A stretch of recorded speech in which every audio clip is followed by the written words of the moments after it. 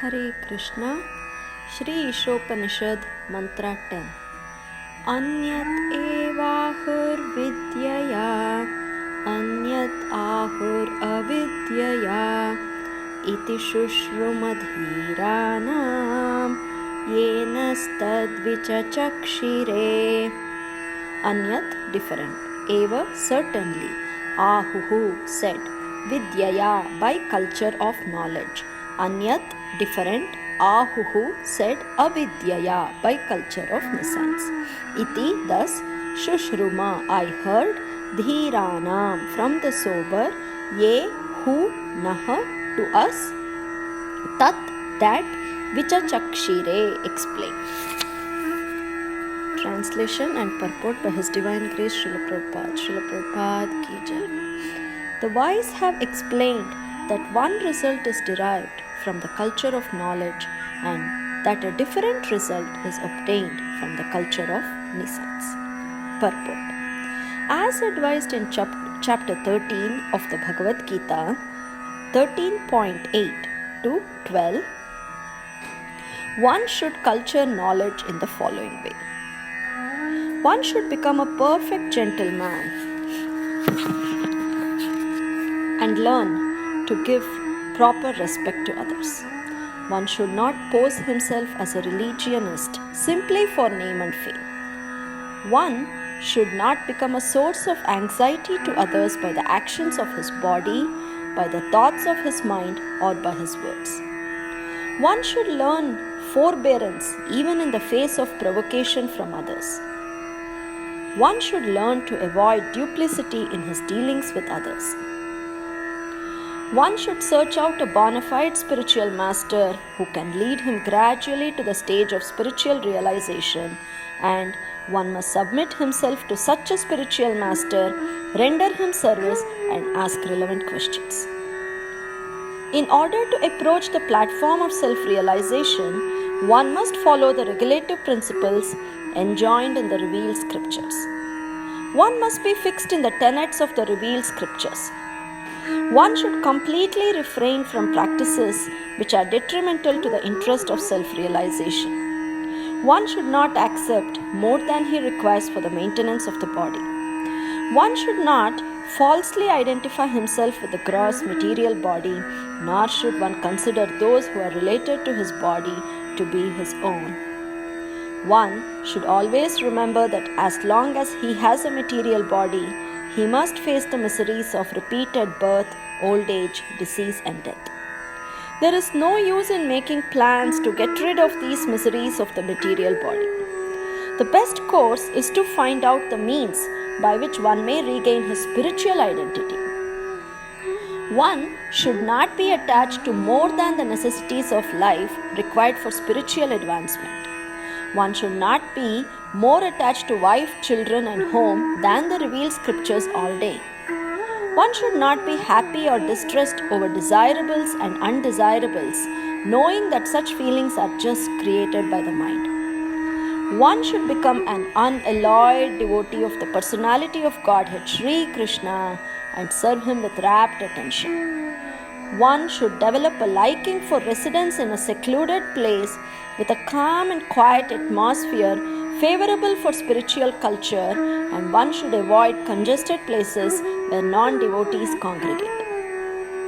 One should become a scientist or philosopher and conduct research into spiritual knowledge, recognizing that spiritual knowledge is permanent, whereas material knowledge ends with the death of the body. These 18 items combine to form a gradual process by which real knowledge can be developed. Except for these, all other methods are considered to be in the category of nescience. Srila Bhaktivinoda Thakura, a great acharya, maintained that all forms of material knowledge are merely external features of the illusory energy, and that by culturing them, one becomes no better than an ass. This same principle is found here in Sri Isopanishad. By advancement of material knowledge, modern man is simply being converted into an ass.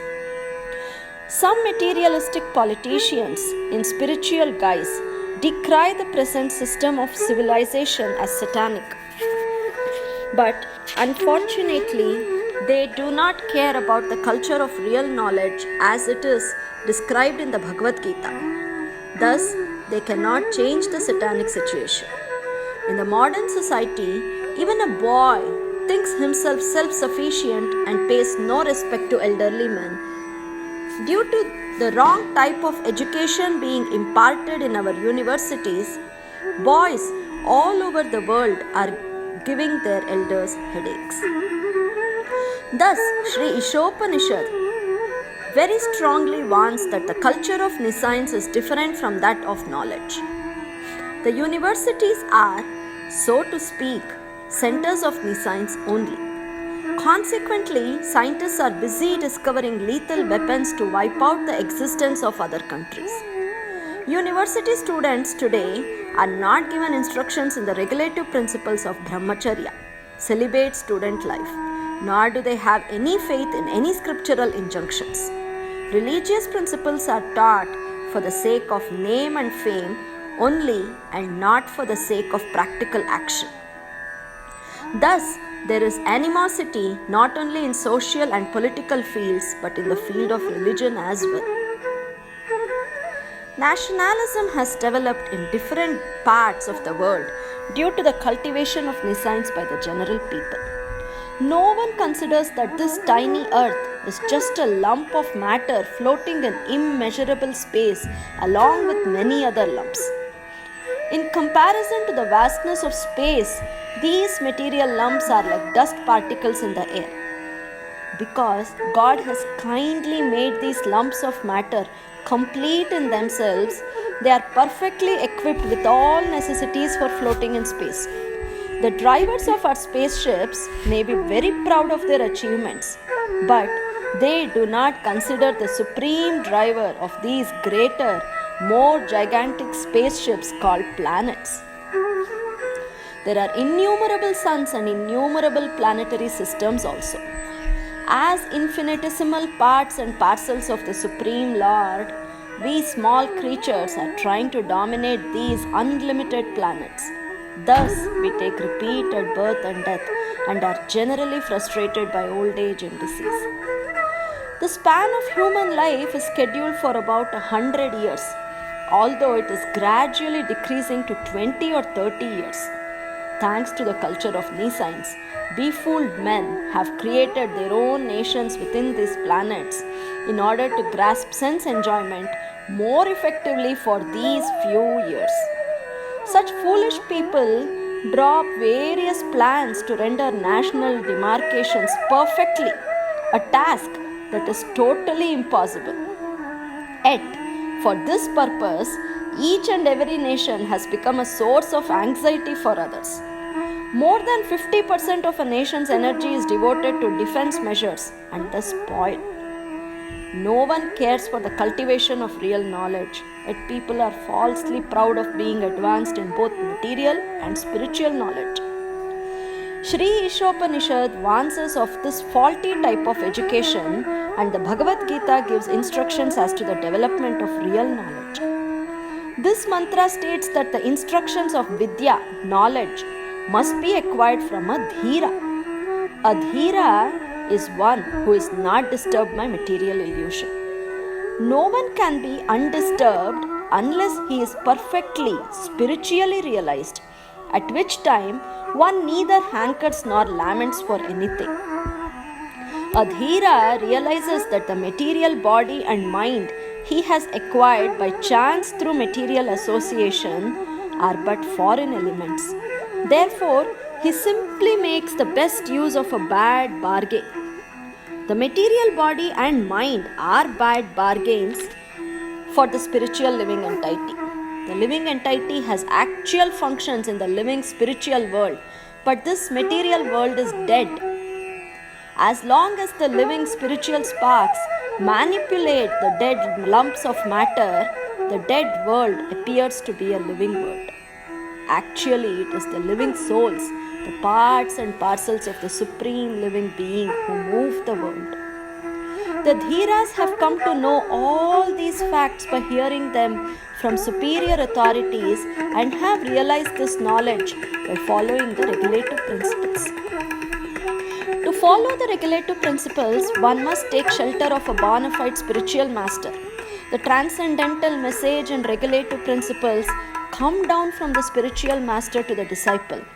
Such knowledge does not come in the hazardous way of nascent education. One can become a Dhira only by submissively hearing from a bona fide spiritual master. Arjuna, for example, became a Dhira by submissively hearing from Lord Krishna, the personality of Godhead himself.